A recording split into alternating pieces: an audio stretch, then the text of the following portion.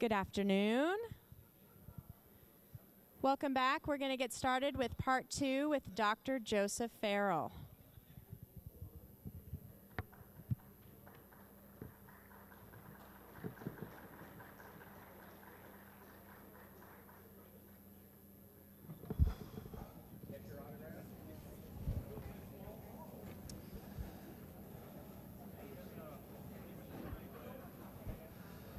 Okay,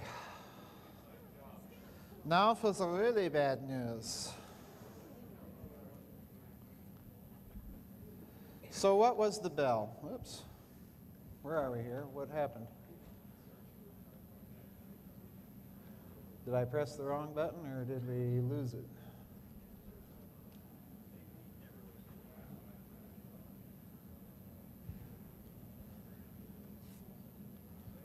Hello. All right, there we go. Skipped one on us, I guess. There we go. We're good. So what was the bell? Briefly, I believe the bell story to be the true basis, the ultimate basis, as it were, behind the Nazi UFO flying saucer legend. And again, these are the points I'll be talking about during this part of the presentation, just to kind of give you a heads up for those of you taking notes so that you can kind of follow along if you're following the outline in your notes. All right, let's talk about bell basics. Obviously, it's shaped like a bell. The Germans called it die Glocke, the bell. It stands roughly 15 to 18 feet tall, about 12 to 15 feet wide. It's cylindrical shaped like a bell. Its configuration is such that on the inside there are two counter-rotating drums, which unlike Nick Cook and Igor Vitkovsky, I believe were stacked one on top of the other. Inside of these cylinders, on the interior surface as they're being spun up, and in the actual center of the bell device, the Germans would put a fluid that they had codenamed IRR Serum 525. Now, this is described as having been of reddish maroon color, and I'll mention who's doing the describing here in a moment, of reddish maroon color, of very heavy density, of heavy weight, and we don't really know the ingredients of it, but I suspect that since it's a liquid, probably mercury is involved, some isotope of mercury. And I also suspect that they were using thorium-229 isomer, and I'll explain why. An isomer is simply a radioactive isotope whose nucleus is in an extremely high state of spin. And when it slows down from that high state of spin, it releases an enormous burst of gamma rays, okay? Now, thorium-229 isomer just happens to be one of those isomers whose excitation threshold is very low. In other words, it's very easy to get it to slow down and release all these gamma ray bursts, okay? The bell was also cryogenically cooled by either liquid nitrogen or liquid oxygen. There's a little bit of variance in the story, but the common element is that it was cooled down to an extremely low temperature. And again, if you know anything about the recent experiments in superconductivity, you'll recall that most of it is at a very, very low temperature, and it again involves this high state of spin. So in other words, look what we have. We have two counter-rotating drums, which incidentally are spinning mechanically at a very high rate of spin. We're using a serum that is probably a compound of mercury and perhaps thorium-229 isomer. We're cryogenically cooling it.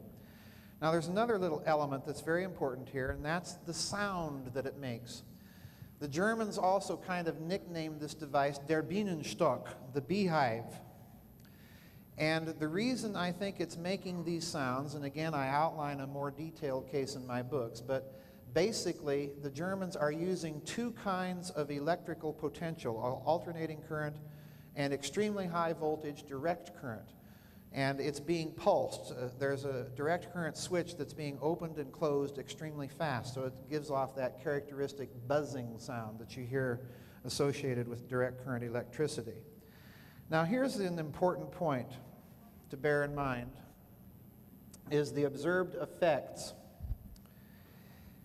When they tested the bell on plants,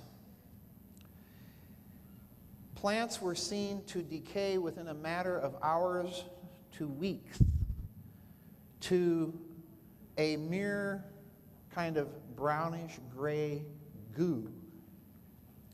And they did so without putrefaction. They just literally fell apart. When it was tested for the first time in the presence of humans, 7 of the scientists themselves that were involved with the project died. Subsequently, when tested in the presence of human beings, including concentration camp victims, but even some of the German technical personnel themselves, they would report having experiences of vertigo, of sensations on their skin, of little needles prickling their skin.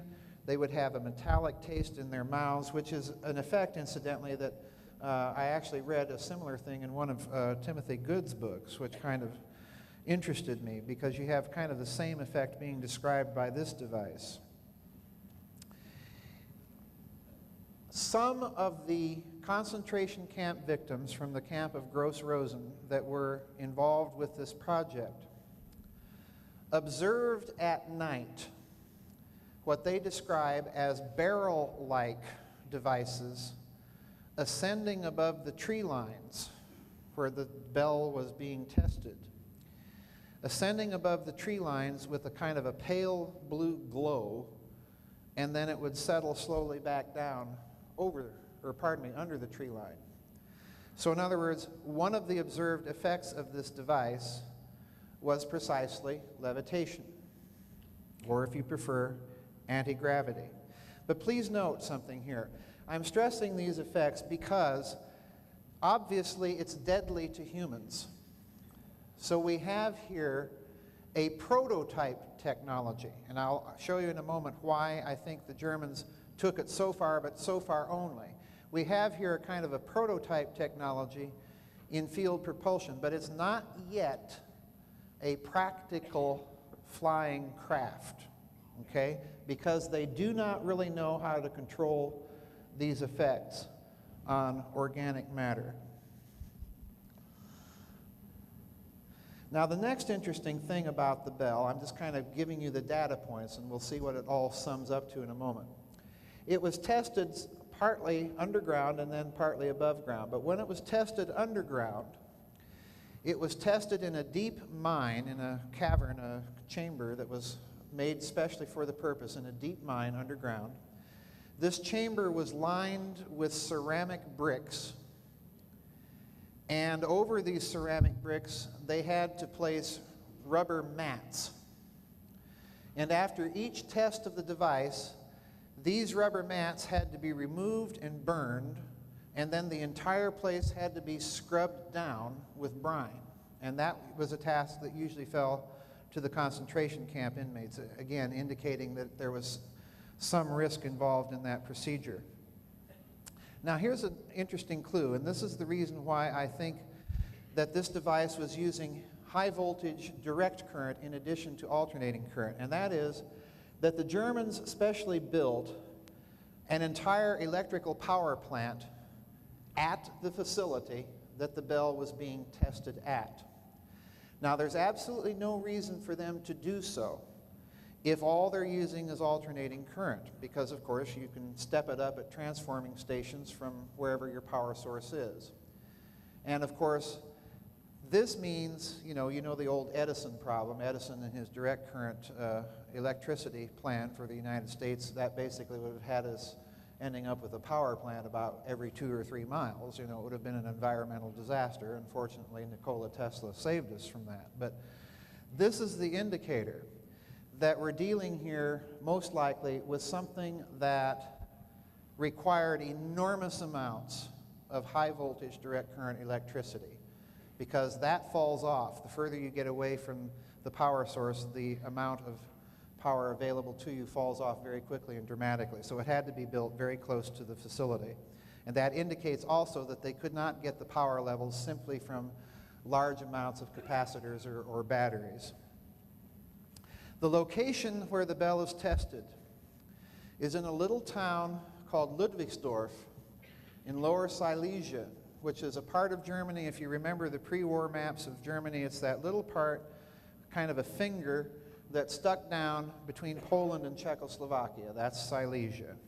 The town is now called Ludwikowice in Poland. Now, this is the headquarters for where it's tested. This is Schloss Fürstenstein in the same region of Silesia. This is a photo courtesy of my friend Igor Witkowski, who's actually the fellow that broke the story of the bell, by the way. And you'll notice around here that there's lots of trees. It's very hilly, very rugged. And underneath this castle, the SS had built a veritable rat's run of tunnels and galleries and chambers and so on. So in other words, this whole area under here is just honeycombed with secret underground installations. And there's also a mine that is part of this whole facility. Now here's a real interesting thing. I call this the hinge. Nick Cook and Igor Witkowski call it the fly trap, or whatever you want to call it. This structure is, I'd say, maybe 800 to 900 yards from the power plant. It's about 30 feet tall, maybe about 45, 50 feet wide at the top. Underneath this structure, it sits in a basin or pool about 4 feet deep, and out here to either side, around the structure, on the ground, is heavy concrete with ports all the way around this structure, ports for heavy-duty electrical cabling that ran into the structure from the ground. Now, there's some people recently that have started arguing that this structure was nothing but a structure for a cooling tower for a reactor. And my response is that no structure like a cooling tower requires heavy-duty direct current electrical cabling.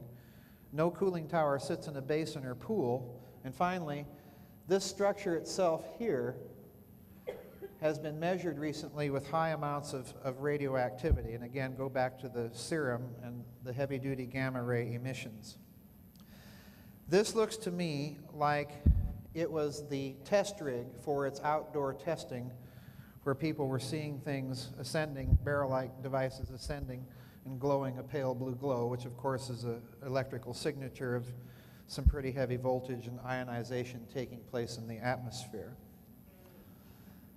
Now there's another bit of data point I want to bring to your attention, and there are two personnel, interesting people, connected with the bell, and this bit of information I have just found out very recently, so you're some of the first people to hear this.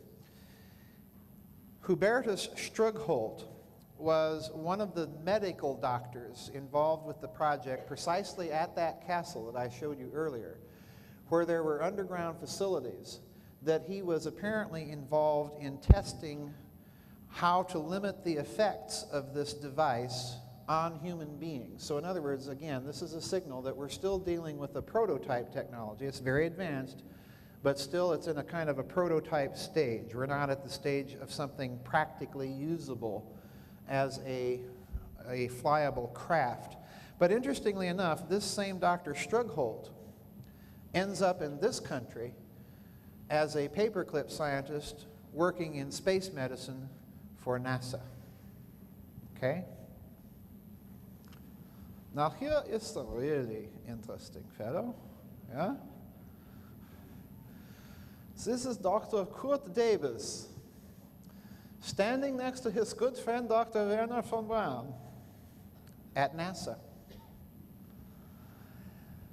Dr. Davis was a senior flight administrator for NASA at Cape Canaveral during the Apollo missions. Now, here's the interesting thing about him.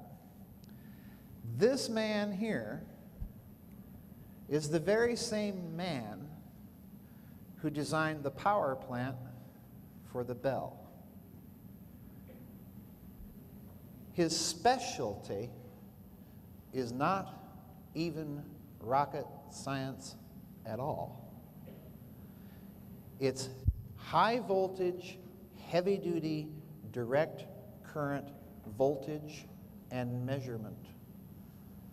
Ask yourself this question. What is this man doing as a senior flight director during Apollo at Cape Canaveral? I ain't going to tell you. That's a little bit of commercial. This guy is the really interesting character. This is SS Obergruppenführer Emil Matsuv, basically a 4-star general. Now, folks, I'm one of those people who's kind of a World War II buff. There's not many names in the German, American, or British, or French, or Russian officer corps that are unfamiliar to me. But I can assure you that after almost literally my whole life reading about World War II, I have never, ever, to this day, found anything about this man other than his file is still classified, and he was the head of one of the departments that oversaw the Bell. And the department is precisely this thing, Forschung, Entwicklung und Patente, research, development, and patents.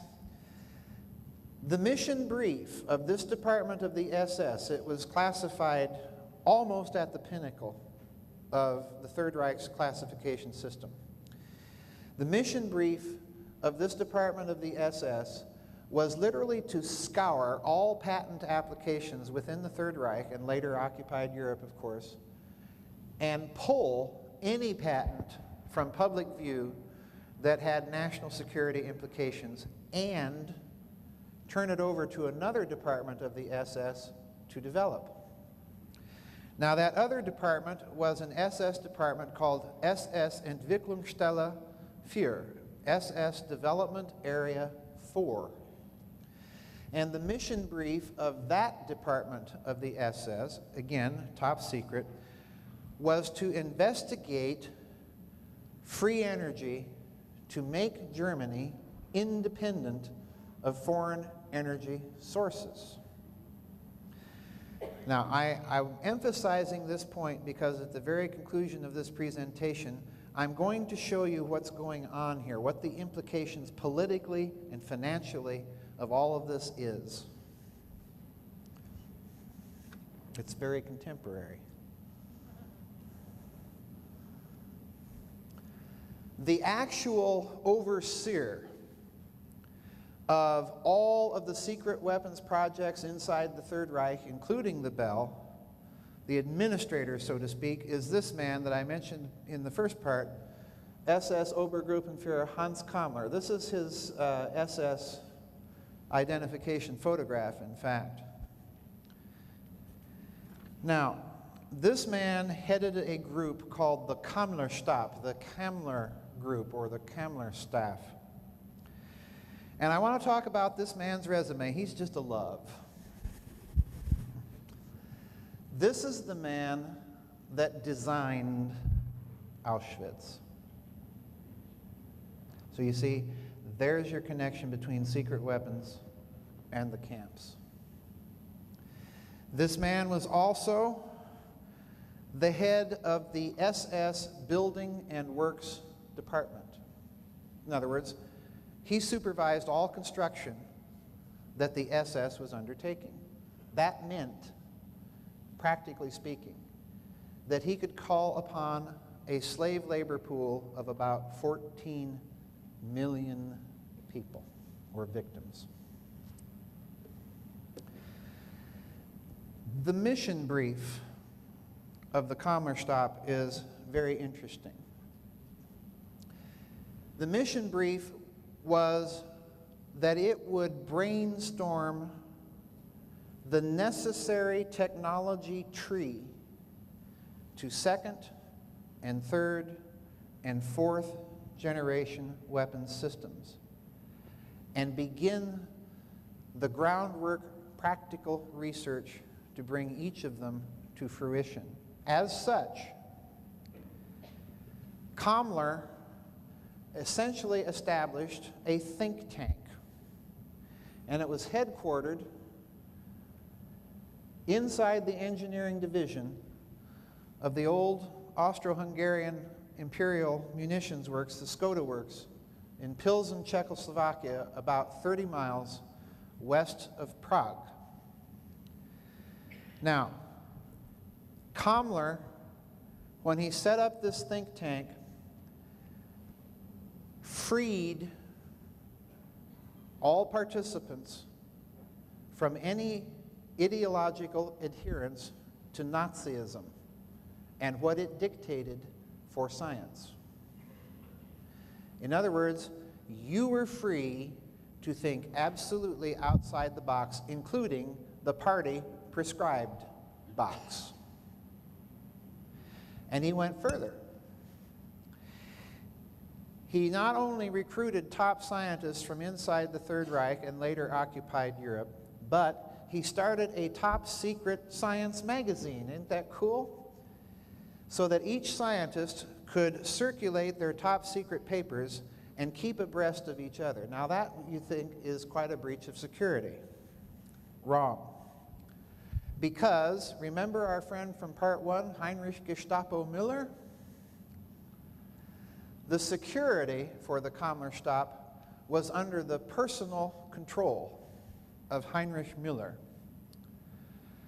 who had created a triple belt of security around this staff, this group of political and economic and industrial counterintelligence. In fact, the Kammler group was never successfully penetrated by Allied or Soviet intelligence. We knew there was something in Czechoslovakia, but we didn't know the extent of it. And I emphasize something here. Hans Kammler was the head, once more, of all jets, infrared sights, computers, phased array radars, radar-absorbing material, television-guided missiles, wind cannon, lasers, atomic bombs, hydrogen bombs, fuel-air bombs, Bell, everything. This was a very powerful man. And given the extent of the research that his department is conducting, and given the extent of his access to SS plunder and slave labor, this man is in charge of a mega Manhattan project. Now you recall the other fellow from our unholy trinity was this man here, Heinrich Gestapo Müller, actual head of the Gestapo. He was a close and personal friend. Oops, seem to have lost my... Did it disappear over here? Where did we go? Well, behind? I can't see anything. Is it there? There, we got it. Okay, my bad. I found it. Thank you.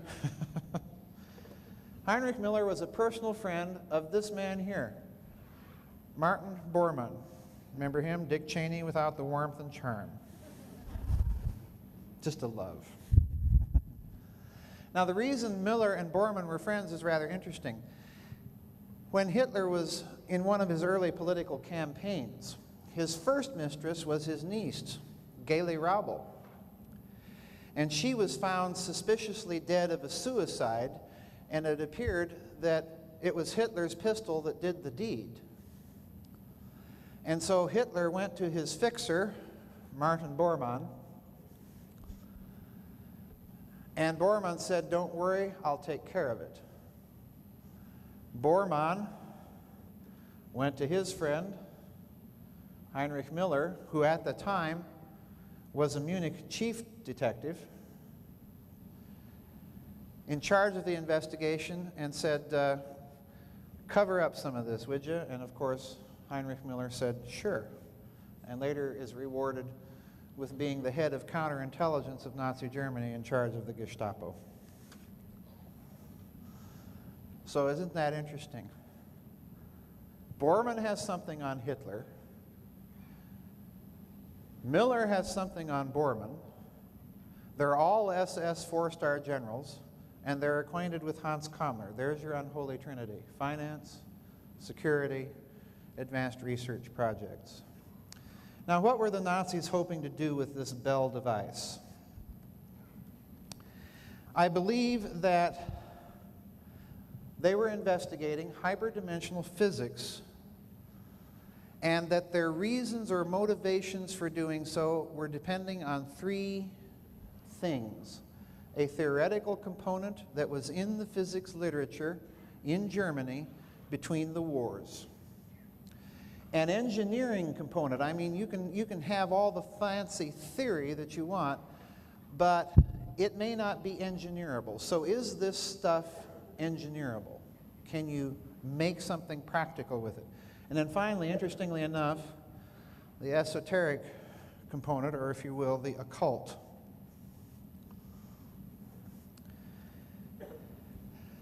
Now, the theoretical and purely scientific component comes from this fellow. His name is Dr. Theodor Franz Eduard Kaluza.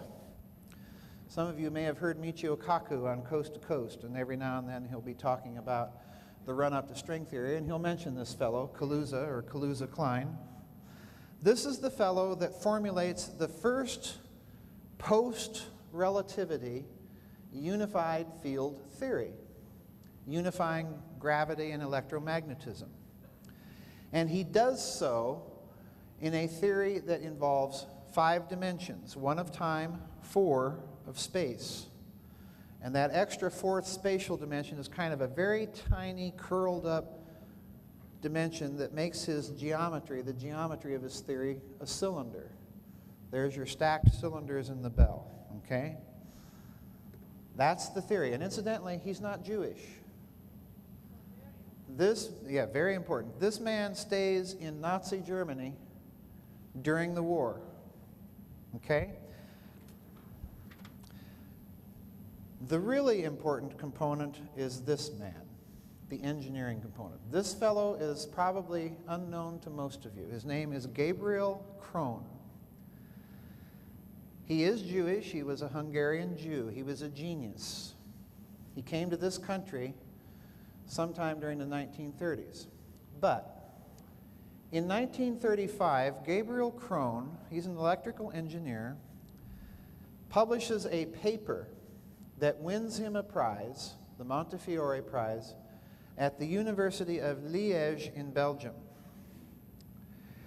And in the paper, what he is arguing is that all of these unified field theories that begin to come out in Germany, beginning with Theodor Kaluza, up to and including the early theories of Albert Einstein, what he says is that these theories are the hyperdimensional theories that can explain electrical anomalies that we electrical engineers observe in large, networked, rotating electrical systems. Now, please understand that what he has just told you is that these theories are engineerable practically on the laboratory bench. And remember what Einstein's theory was, which is a component. Relativity theory is a component of these unified field theories. When you say that these theories are practically engineerable on the laboratory bench with 1935 technology, you are saying that space-time itself is locally engineerable. And over the border in Nazi Germany, at that moment, publication of unified field theories inside the Third Reich stops.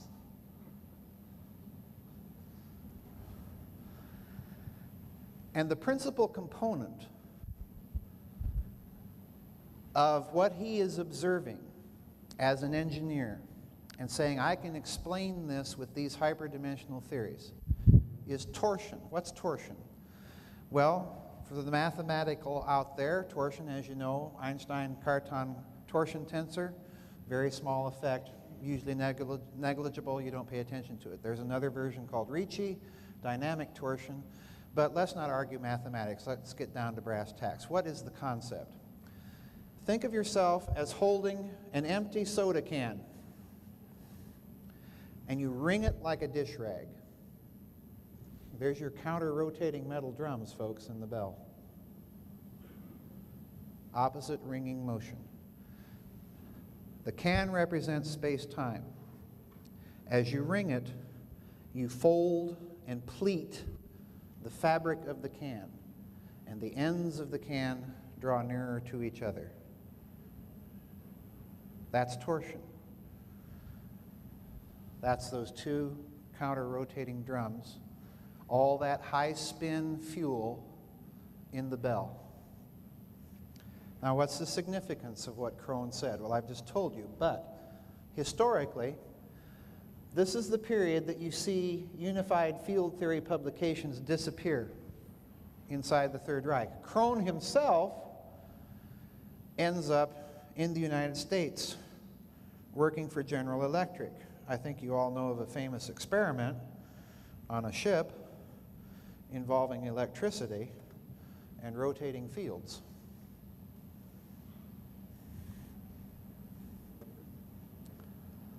This is the third element in Nazi thinking.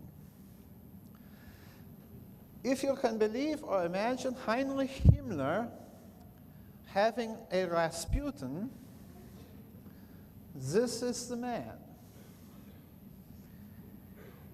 And actually, that's his nickname, Himmler's Rasputin.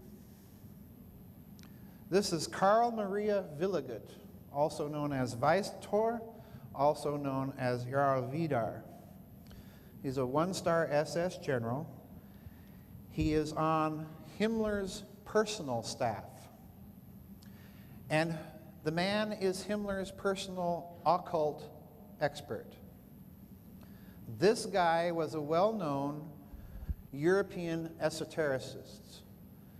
Published many things, many articles about astrology, about ancient texts, about ancient, space races, and so on and so forth. But here is his basic cosmology. What do we have? We have two counter-rotating spirals. Now, what does he say about this? Listen carefully.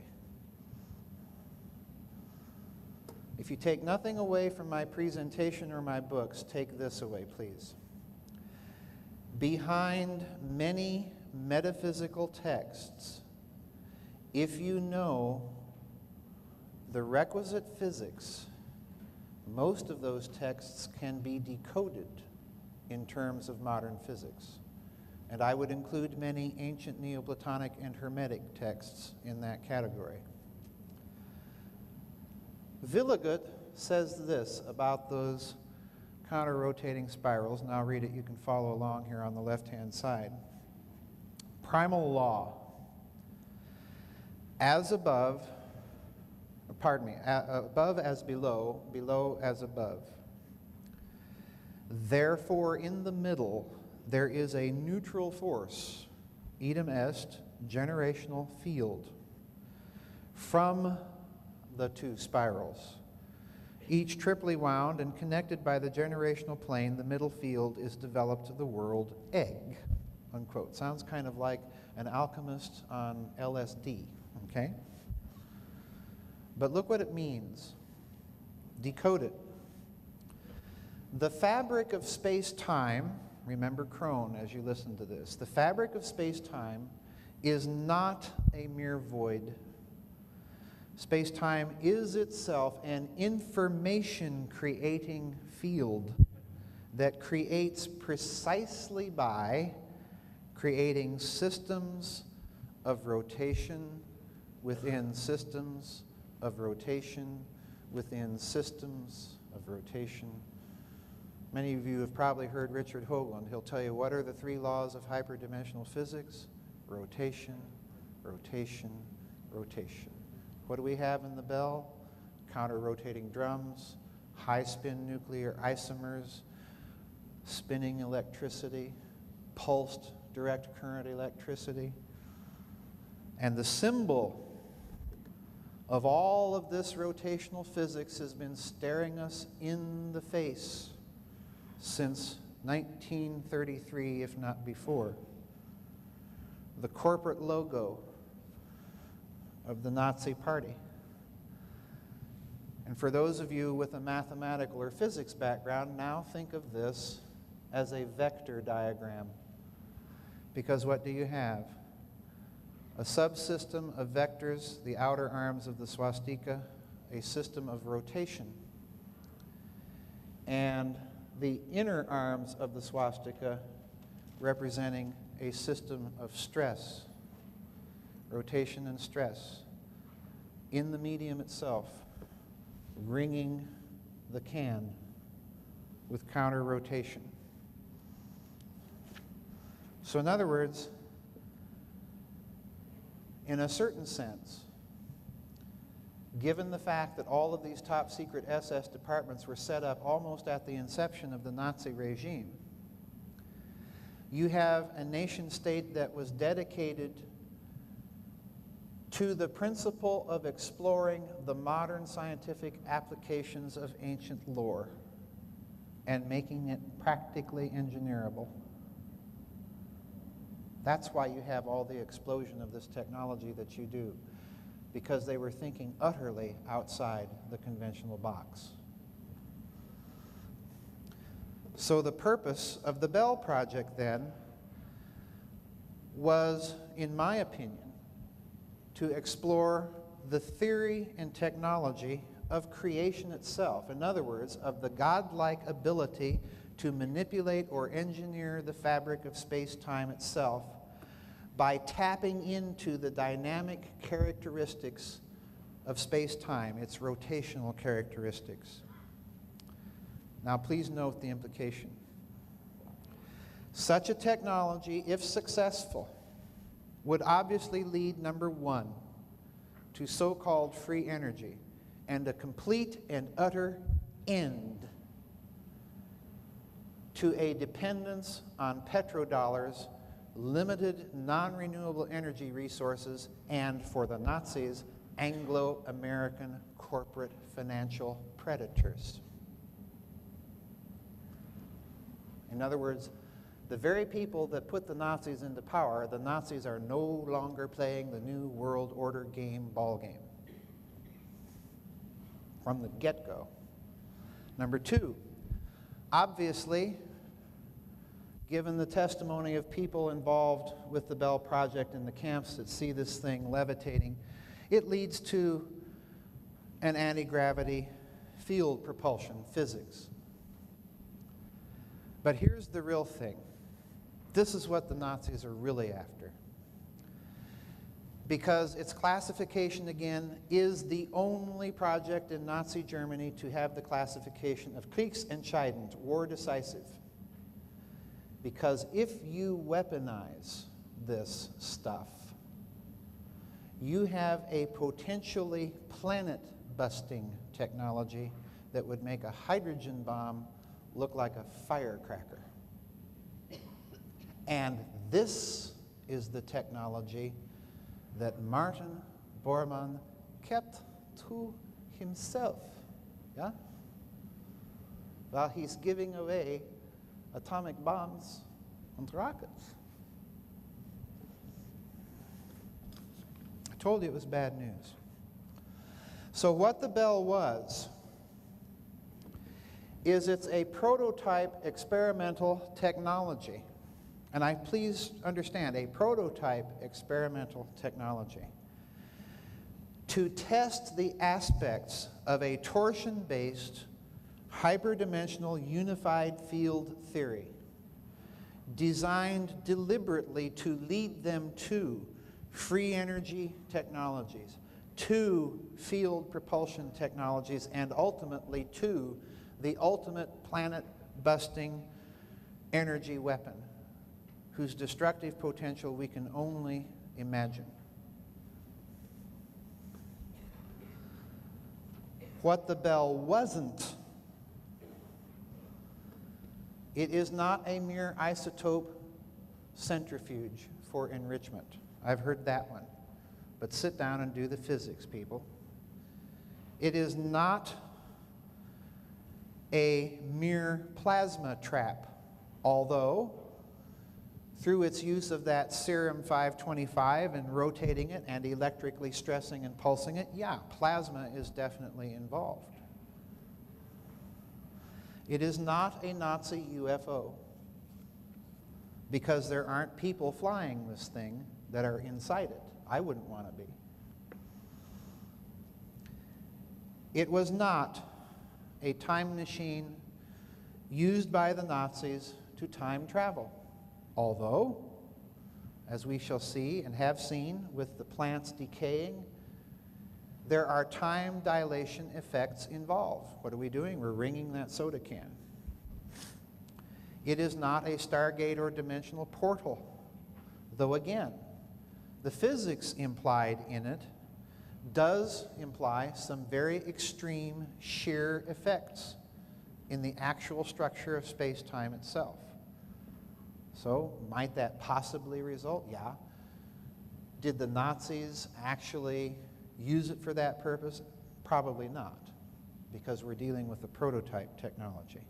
Were they successful? Did they achieve their goal? Again, to a certain extent, yes. We've seen the effects on plants. We've seen the effects on humans. We've seen the observed levitation. And all those effects are commensurate and condign exactly to the type of physics I've been describing to you, this extreme shearing effect in the physical medium. And incidentally, the final clincher is that one of the Bell's project code names was Project Chronos, Project Time.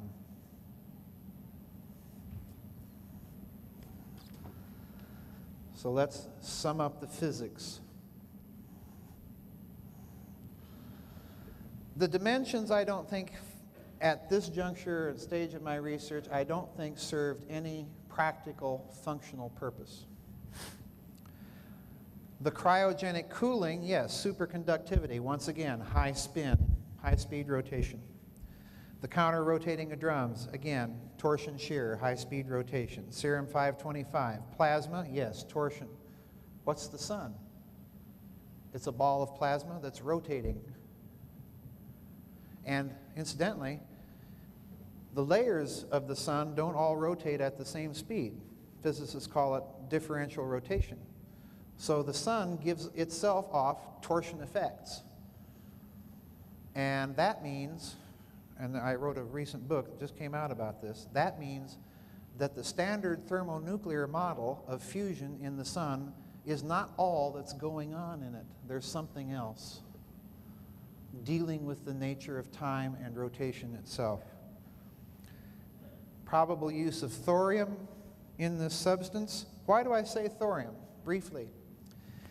When the Allies went into Nazi Germany and sent their intelligence agents scattered throughout the Third Reich, one of the big mysteries we could not explain, it made no sense to us, that's how inside the box we were, that here's the Nazis, you know, we've got the A-bomb, but these Nazis, these stupid idiots, are stockpiling massive amounts of thorium. And what are they using it for? We've never been able to figure it out, except thorium-229 isomer, to get enough of it to be of any use to you, number one, you have to have a very sophisticated technology to separate it. Laser enrichment. Number two, since it only exists in a few parts per million, you have to have a lot of thorium to isolate enough of this isomer to be of any use to you. Why the alternating and direct current potentials? Well, you spin up that serum in these counter-rotating drums mechanically and electrically. This is both quite important. And you use the drums themselves as one polarity in an electrical circuit, the center of the bell as the negative polarity, and then you pulse that plasma with an extremely high voltage direct current pulse. You've got all the atoms spinning in the same plane. You've got an isomer.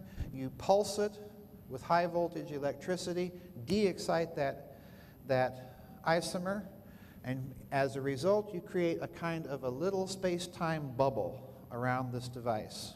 There's your levitation.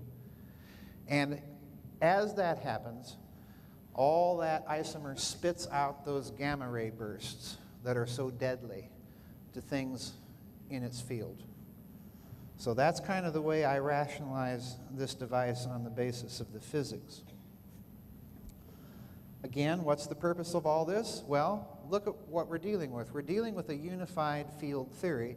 So we have a unified physics implying, therefore, a unified technology which is capable of being used in 3 different applications: free energy, field propulsion, and the ultimate weapon.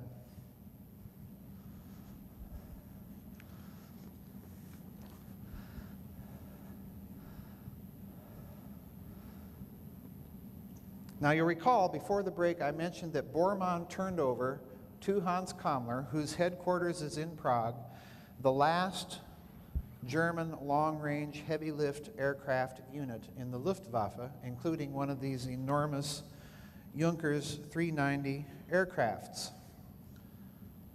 There's a picture of it. Imagine trying to hide that monster from snooping American or British counterintelligence agents. It's an enormous aircraft, again, capable of flying nonstop from Germany to Argentina. Well, interestingly enough, Kammler himself does an amazing thing. I wish I could do it. He dies 4 times, all on different days and on different circumstances. In one version, he shoots himself. In another version, he orders his aide to shoot him. In yet another version, which has kind of 2 subversions, incidentally, he either shoots himself in a forest outside of Prague or takes poison. And in the last version, he goes down in a blaze of glory fighting rebelling Czechs. Okay? In other words, you're dealing exactly as you are with Martin Bormann, and exactly as you are with, incidentally, Adolf Hitler, with a story whose details are obfuscated and whose details have all been supplied to us by whom? Nazis. And the last Junkers 390 disappears after it flies from Prague to Norway and is never heard from again. It went to one of 2 places, according to Igor Vitkovsky and Nick Cook. It went to here, carrying Kammler and the Bell Project documentation. But I don't think so. This is the last picture of the Junkers 390 in Prague, incidentally, in April of 1945, being loaded up, made ready for a long-range trip. And you kind of get an idea of the enormous size of the aircraft. Where did it go? In my opinion, it went to Argentina because there's a little-known project in Argentina in a heavily Germanized area of the country in in Rio Negro province around the little town of San Carlos de Bariloche. That's about 900 some miles southwest of Buenos Aires. So let's look now finally at the rodents at the other end of the rat lines. What do we need if we're going to have a post-war Nazi international extraterritorial state? Well, we first of all need a neutral country large enough and with enough wilderness or remote areas to safely house an advanced research project. Number two, even though it's wilderness, we have to have some accessibility to it if we're going to carry on any sort of advanced research. It's kind of like the Nazi version of Area 51. We have to have, thirdly, a government that is amenable to a large Nazi presence within its borders. Fourthly, that country must be technologically sophisticated enough to support whatever scientific research or projects this extraterritorial Nazi state wants to pursue, or at least be able to import it. In other words, have sufficient German business contacts to do so. There has to be sufficient territory within the country to hide the project. So, on this view, we have to rule out Europe. Because for one thing, the Allies and the Soviets are going to be crawling all over Europe looking for Nazis. So you don't want to conduct any research there. Neutral countries in Europe, the same thing. There has to be a sufficient German business penetration into the country to permit easy transfer of funds into and out of it to support a research project that would require a lot of money. And finally, here's a good one. Since we know the Vatican was deeply involved in these rat line operations, the country has to have a sufficiently large Roman Catholic population base. And that leads us, of course, to Juan Perón and Argentina. Now, as a kid, I used to think, gee, why is Juan Perón, who is such a Nazi-phile, I mean, he thinks these guys are great, you know? It's kind of like people that think Dick Cheney's great, okay? He thinks these guys are wonderful. And yet, in March of 1945, and I used to puzzle over this, why is he doing this? In 1945, Juan Perón declares war on his best friends, Nazi Germany. What's he doing? Why? And why is he doing it so late? Well, here's Perón's answer from his memoirs. Listen to this carefully. We hadn't lost contact with Germany, despite the break in diplomatic relations, Perón would say in 1967. Things being so, listen, we received an unusual request. Even though it may seem contradictory at first, Germany benefits from our declaration of war. If Argentina becomes a belligerent country, it has the right to enter Germany when the end arrives. This means that our planes and ships would be in a position to render a great service. At that point, we had the commercial planes of the Fama line, the Argentine merchant air fleet, and the ships we had bought from Italy during the war. That is how a great number of people were able to come to Argentina. Close quote. Isn't that neat? They flew right in there.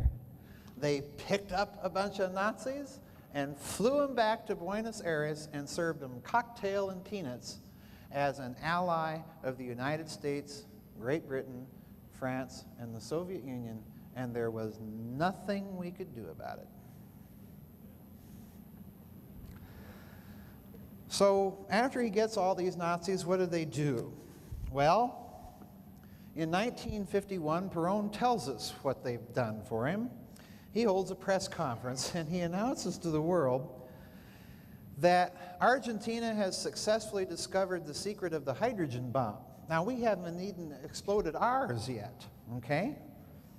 So needless to say, the scientific press in the world denounced this whole thing as a fraud.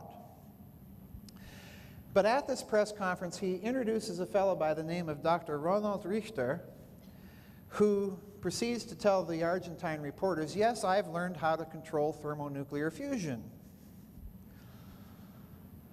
But, as we're going to see, Richter has some unusual ideas about plasmas, if this isn't sounding familiar by now.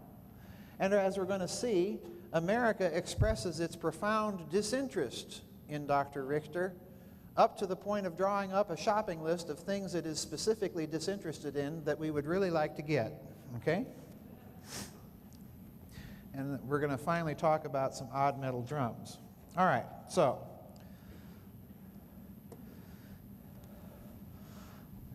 when Richter's introduced, as I've mentioned, this is a picture of him here with his little baby down in Argentina. When he's introduced by Perón at this 51 press conference, he says, yeah, I've learned how to control thermonuclear fusion, and of course he's roundly denounced by Time magazine, the New York Times, and so on and so forth.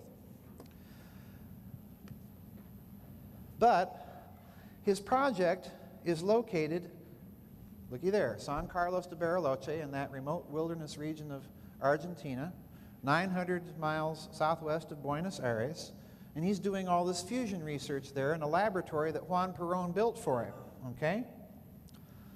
Now he says, look, this is what he's doing with his plasma fusion research. He says, okay, I'm inducing shock waves with high electrical stress in a magnetically rotated plasma. Is that sounding familiar? Yeah? That's the bell. He's not doing thermonuclear fusion research at all. But that's what he's telling Perón. Well, when the press in the world denounces Richter as a fraud, Perón appoints a commission to investigate Richter and his claims. So the Argentine scientists traipse off 900 miles from Buenos Aires down to San Carlos de Bariloche, and when they get there, Richter acts like a total goofball because he performs all of his experiments for the Argentine scientists, but he does things like forgets to turn on his Geiger counters, places his measuring equipment behind the radioactive shielding where it will do him no good to take any measurements. And this happens over and over again. And not only that, he takes them to a heavy water factory and he says, yeah, we're producing heavy water here. And the Argentines say, well, how do you know this? How much are you producing? And the response is, well, we don't really know because we haven't got any measuring equipment. So needless to say, Juan Perón has the project closed. But before he does so, he sends off to his friend, Prince Bernhard, and asks for Bernhard to send a Dutch physicist down to investigate the project. Now, who's Prince Bernhard? All heard of him? The Netherlands, yeah. Prince Bernhard, by the way, friends, is an SS officer and a vice president of IG Farben.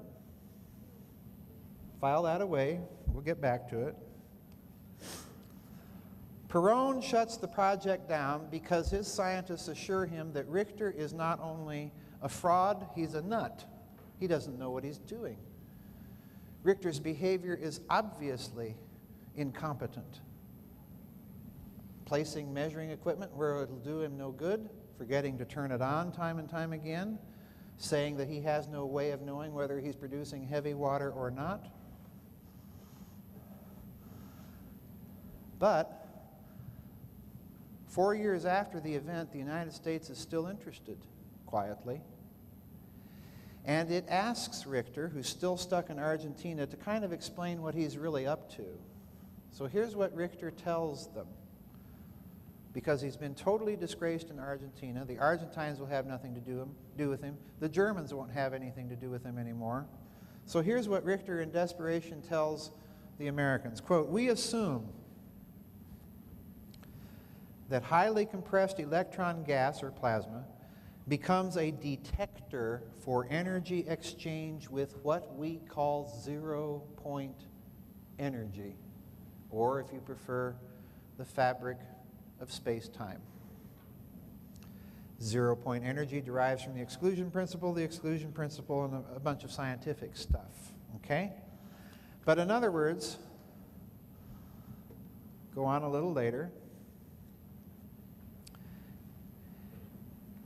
he says that a compression proportional amount of zero-point energy can be tapped by means of a magnetic field controlled exchange fluctuation between that compressed electron gas or your plasma and a sort of cell structure in space representing what we call zero-point energy. By the way, folks, this is almost the first time that this phrase occurs in the literature. It seems even possible that the large amplitude fluctuation signals derive from a mechanism of energy conversion unknown to us. Plasma implosion analysis might turn out to become an approach to a completely new source of energy. And as I point out, to my knowledge, this is actually the first time that you hear the phrase zero-point energy anywhere, to my knowledge. I'm not absolutely certain of that, it's just to my knowledge. So the U.S. Air Force gets involved. I reproduced this in my Nazi International book. And this is really a gas to me. It's really, you have to read it to really get the humor of this document, because the Air Force in this cover sheet here, number one, acknowledges the theoretical possibility of what Richter is trying to do, but says that it's technically unfeasible given the state of technology in the 1950s. But wait a minute. Didn't Gabriel Krohn say that this stuff was engineerable in 1935? Number two, it denounces Richter as a fraud, a mountebank, and a swindler, implying that the very same principles are fraudulent. And number three, acknowledges that Argentina invested large amounts of money in that extremely secret project run by Richter, which implies that there's some validity to what he was doing.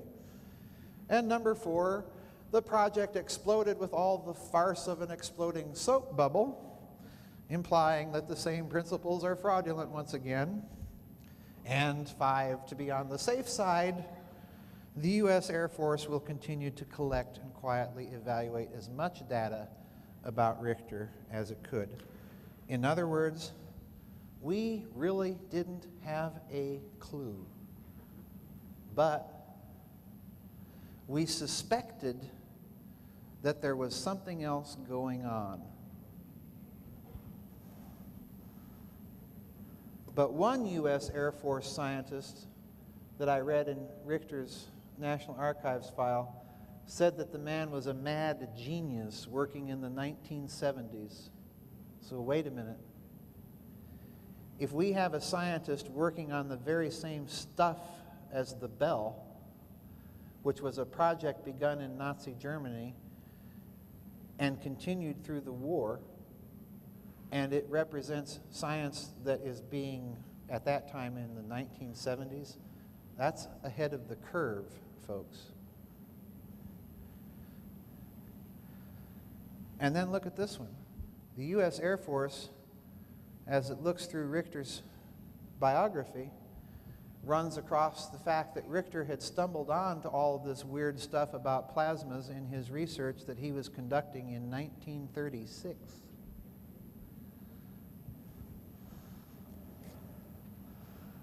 We do know from Richter's file that he worked for the AEG company in Germany on plasma experiments under a project codenamed Charité Anlage, which, if you read under point number 2, that's the exact code name of the power plant for the Bell.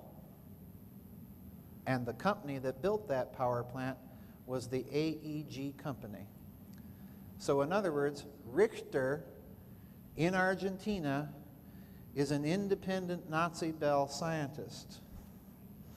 And incidentally, it was that same company that provided Richter with much of his equipment in Argentina. And if that's not enough for you, here's the whopper. This was a photograph taken by a friend of mine who goes down to Argentina, and he visits this kind of Nazi compound area there quite a lot, takes pictures and tours. This is his Argentine guide, standing at the remains of one of Richter's laboratories on the island where he conducted his experiments. Look what he's standing next to. Large metal drums. Remember those two counter-rotating metal drums in the bell? And if you ask the Argentines or even the Argentine scientists, they have no idea what these were for. None whatsoever. So we can conclude, and I outline all this again in my books that I list there, that since the bell involved counter-rotating plasmas, since Richter's work in Argentina involves similar physics principles and the same company that supplied the power plant to the bell and Richter's equipment, and since Richter worked on the same project that was the code name for the power plant of the bell, and since Richter himself said that his real interest in plasmas isn't for plasmas for their own sake, but because they are a means or a gateway or a mechanism for tapping into the zero-point energy or the energy of space-time, yeah, the man is conducting the bell. Ain't this interesting? This is kind of icing on the cake, folks. This is the end of the presentation, but this is kind of the icing. We've had the cake. Now we're looking at the icing. Look at the architecture in this region of Argentina. The German-style houses. Nice little Bavarian chalet in Rio Negro province of Argentina. I'm showing you these for a purpose. Here's an interesting hotel out in the middle of nowhere in Argentina. Here's the lobby of the hotel.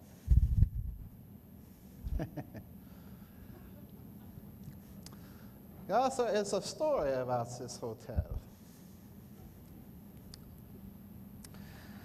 This hotel was built, yeah, prior to and during the war as a plastic surgery clinic. Yeah? And? I forgot my monocle, but you get the idea. Since the end of the war, every year to this day, on April 20th, a group of veterans or their families or descendants gather to celebrate Adolf Hitler's birthday. In other words, my friends, all of this is still there.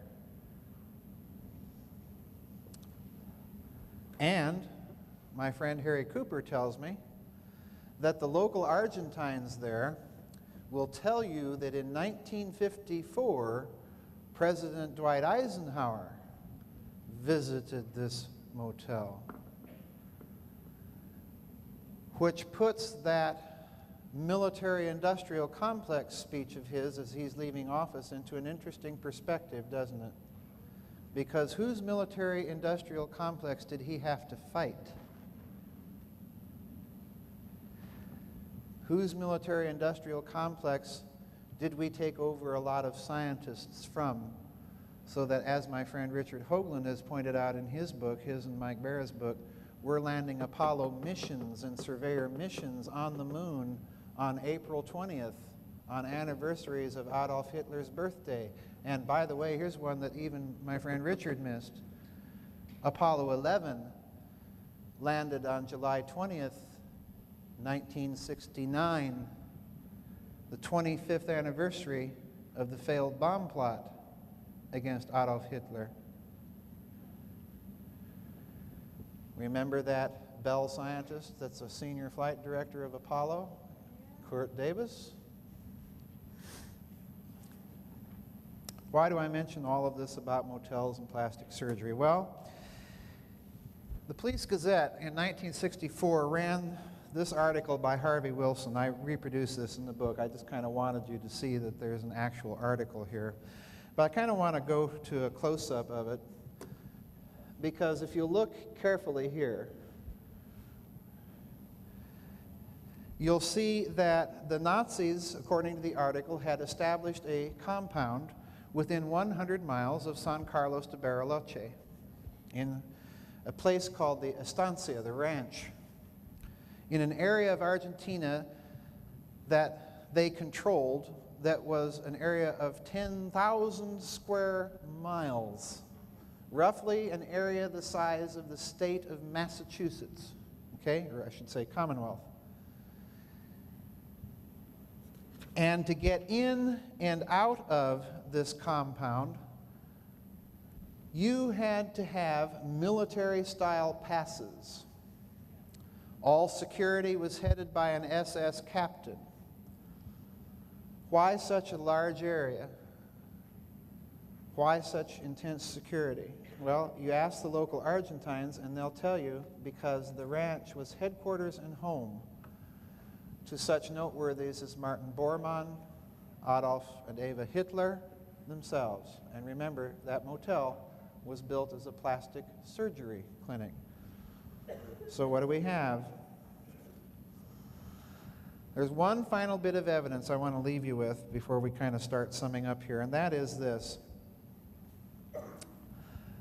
This evidence indicates that there's some sort of post-war détente that was struck between this surviving extraterritorial Nazi state, this Nazi international as I call it, and the Anglo-American banking elite. Because remember, Bormann is sitting on a huge pile of cash that he has to launder.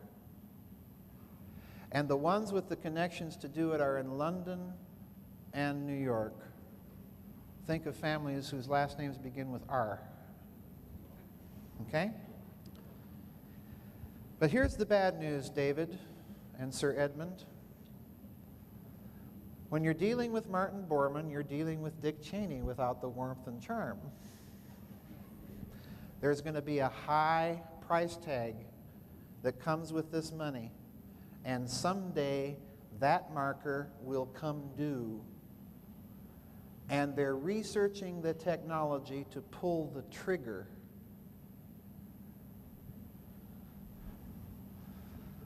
But this is neat. In 1967, Martin Bormann, according to CBS journalist Paul Manning, close associate, some of you may remember Ed Murrow, okay, wrote a book called Martin Bormann, Nazi in Exile, even ran it past Alan Dulles, who told him, and he mentions this in the foreword, who told Manning, yeah, you're on the right track. Manning uncovered this little tidbit. In 1967, Martin Bormann cashed a check for a considerable sum of money on Chase Manhattan and Manufacturers Hanover Trust, which cleared through Deutsche Bank in Buenos Aires, Argentina, and the check was written over his own signature.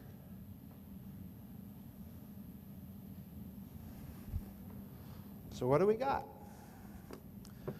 A remote, heavily guarded compound in Argentina, headed by SS security, plastic surgery clinic cum hotel, a post-war independent Nazi research project going on in Argentina, the probable presence in the area of Martin Bormann, and probably Heinrich Miller as well, and Hans Kammler. So what are the implications? And we'll have about 15 minutes here for questions, so if you want to kind of start lining up for questions as I wrap this up. I think there's a microphone over here somewhere. If you can see my laser, I don't know where it is over there. First implication. the ability to manipulate space-time, or to engineer it, that the Third Reich's Bell Project and this post-war Nazi fusion project in Argentina clearly imply that this whole area of research was continued after the war. But look what it promises. It's the same old SS Development Area 4 agenda to free Germany from the thumb of that Anglo-American corporate elite that actually put the Nazis into power. Because this physics promises an end to the current geopolitical order. The bad news is the Nazis were in there investigating it in a major way first. Secondly, it spells an end to the fiat debt currency system based on petrodollars in the hands of a private Anglo-American banking elite. But here's the real clincher. Remember Prince Bernhard, SS officer, vice president of IG Farben. Because the possibility exists, in my opinion, that the real purpose of the Bilderberger Group, since Bernhard was one of the founding driving forces behind it, and one of the early attendees was Dr. Hermann Josef Abs of Deutsche Bank. So I believe the real purpose originally was to facilitate the transfer of all this massive amount of Nazi money into those Western banks, which they could keep off the books and expand their ledger credit entry making ability. But as I said, if that's true, and you're playing with the likes of Martin Bormann and organized Nazis, eventually that marker will come due. And they are researching the physics to be able to pull the trigger if you don't want to pay when the time comes. That's a bad picture. So the implication is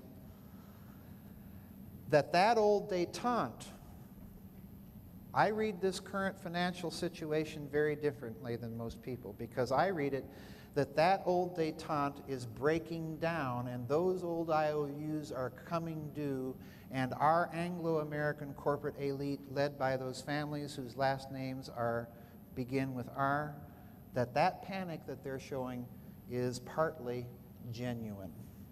They're acting like people under duress, and therefore the current crisis may have something technologically, secretly driving it. So that's it.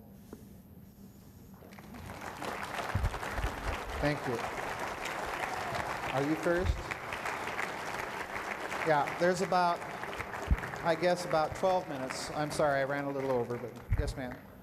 Yes, your presentation was very good. Thank you. And I'm aware of that, what you said with the secret state there, what they created, let's call it that way, in Argentina, the Germans. Mm-hmm. But also, I think you forgot, they put an enormous amount of money and gold over by U-boats,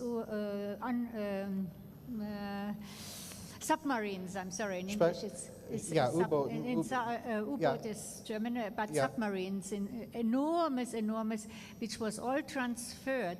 And I had a friend, he went over there to write a book, and he had made contacts first in Germany, and then after the war, of course, and then he was taken, then he was said, yes, come. And he was blindfolded, and he was taken to certain locations, like that heavily guarded place there. In answer to your question, I think I kind of get where you're going. I think that I'm aware of those U-boat transfers, and there's so much of these Nazi enclaves in Latin America. Argentina was one sort of nerve center. Yes. But I have researched, and I haven't published it in a book yet because I haven't got enough to indicate to me what was going on.